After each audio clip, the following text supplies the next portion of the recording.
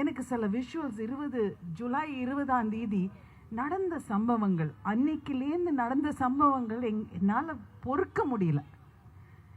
நம்ம குழந்தைங்க 17, 16, 19 வயசு, 20 வயசு, வாட் எவர் இட் இஸ், எல்லாம் நம்ம சின்ன குழந்தைங்க. எனக்கு நான் பார்த்த சில விஷுவல்ஸ் அப்படியே முட்டி போட்டு கையை கூப்பி கெஞ்சுறாங்க, தயவு செஞ்சு அடிக்காதீங்க. நாங்கள் கதறாங்க, நாங்கள் என்ன கேட்குறோம், எங்களுடைய உரிமைகள் கேட்குறோம். நான் டாக்டர் ஆகணும்னு ஆசைப்படுறேன், ஆனால் இந்த நீட்னால என்னுடைய கனவு போயிடும். எங்கள் அம்மா அப்பா கல்யாணம் பண்ணி கொடுத்துருவாங்க, தயவு செஞ்சு எங்களை அடிக்காதீங்க, நாங்கள் தப்பு பண்ணலை அப்படின்னு கதறாங்க.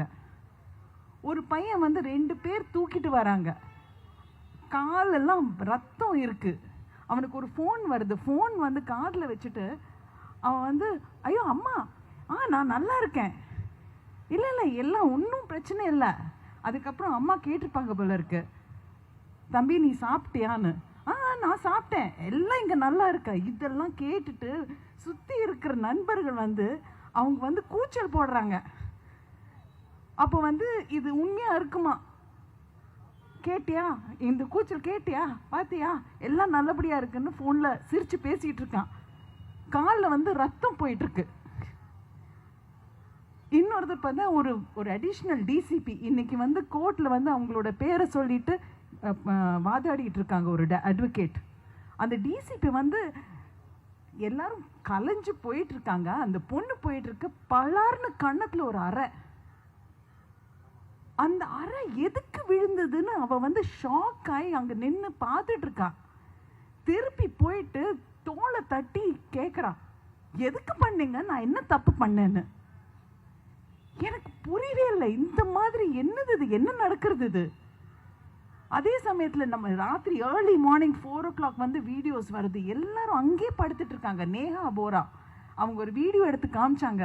ஆமாம் எங்களுக்கு ஃபாரின்லேருந்து நிறைய ஃபண்ட்ஸ் வருது, அந்த ஃபண்ட்ஸ் எல்லாம் வச்சு நாங்கள் ரொம்ப சொகுசாக இருக்கோம், பாருங்க நடக்கிற அதே தரையில் தான் நாங்கள் எல்லாரும் படுத்துட்ருக்கோம், எங்கள் பாத்ரூம் பாருங்க எப்படி இருக்குது, இங்கே தான் நாங்கள் 25 நாளாக இருக்கோம் அப்படின்னு.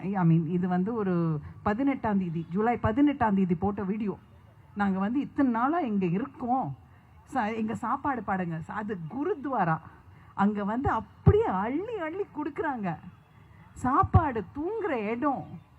இதுதான் நம்ம இந்திய நாடு, ஒரு ஒற்றுமையான நாடு. இந்த ஒற்றுமையை எத்தனை பேர் கலைக்க பார்க்குறாங்க பாருங்க, அதுதான் கஷ்டமாக இருக்குது மனசில். இன்னொன்று ஒரு வீடியோ நேற்று தான் பார்த்தேன், அதில் ஏன்னா எனக்கு தூக்கம் வரல, என்ன பண்ணுறதுன்னு தெரியாமல் தான் நான் இவரை கூப்பிட்டேன். எங்கேயாவது ஏதாவது நடக்கிறதா, நான் வரணும், பேசணும், என் மனசு விட்டு பேசணும் அப்படின்னு நான் வந்தேன். அந்த பையன் ஒரு 16 வயசு பையன், அவன் ஒரு போலீஸ்கார ஏதோ தடுத்து நிறுத்தியிருக்காரு. மராட்டியில் பையன் பேசிகிட்டு இருக்கான். ஏன் நிறுத்துற, எனக்கு என்னுடைய உரிமைகளை பற்றி எனக்கு தெரியும், என்னோட உரிமை article 19, I have the freedom of speech. நீ எதுக்கு நிறுத்துற, நான் என்ன பண்ணுறேன், நான் யாரையாவது அடித்தேன்னா, ஏதாவது தப்பு பண்ணுறேன்னா, தப்பாக சொல்கிறேன்னா, என்னோட உரிமைகள் நான் படிக்கணும், அதுக்காக மட்டும்தான் நான் இங்கே வந்திருக்கேன். ஏன்னா நான் டாக்டர் ஆகணும்னு சின்ன வயசுலேருந்து கனவு, அதை நான் நிறைவேற்றணும். என்னோட பேப்பர் லீக் ஆயிடுச்சுன்னா நான் என்ன பண்ணுறது. அவன் அவனோட எதிர்காலத்தை பற்றி இன்னைக்கு போராடிட்டு இருக்கான். இந்த போராட்டத்துக்கான காரணம் என்ன, அவனுடைய நாலேஜ், கல்வி. அடுத்தது என்ன சொல்லியிருக்கிறோம், ஆர்டிகல் 32, அதில் ஏதாவது யாராவது என்ன கை தொட்டாங்கன்னா நான் கோர்ட்டுக்கு போவேன், சுப்ரீம் கோர்ட் வரைக்கும் போகிறதுக்கான எனக்கு ரைட் இருக்குது. இந்த மாதிரி நல்லபடியாக நமக்கு தெரிஞ்ச விஷயங்களை அதை உள்வாங்கி பேசுகிற இந்த ஜென்சிக்கு ஹேட்ஸ் ஆஃப். நிஜமாக சொல்கிறேன், எங்கள் காலத்தில் ஒரு கால் அம்மா அப்பா ஜென்ரேஷனில் ஒரு கால் எனக்கு தெரியும், இது தப்பு, இதை பற்றி பேசணும் அப்படின்னு எனக்கு தெரியும்.